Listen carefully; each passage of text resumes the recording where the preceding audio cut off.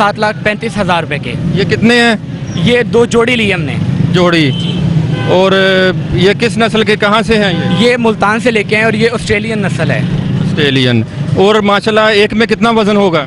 एक में जो गोश्त निकलेगा कम से कम 15 मन निकलेगा माशाल्लाह। और ये इसको कोई कुर्बानी कौन बंदा करे? कोई मखसूस बंदे हैं इसके कुर्बानी के लिए? नहीं, हम खुद ही फैमिली मेंबर्स करेंगे। हम भाई और अब्बू मिलके करेंगे। कहाँ पर आप रहायश है आपके? हमारी रहायश है ई ब्लॉक कच्ची मंडी। ठीक है, शुक्रिया।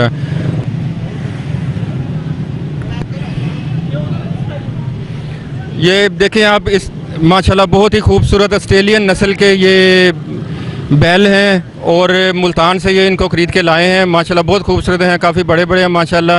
अल्लाह ताला इनकी कुर्बानी कबूल फरमाए।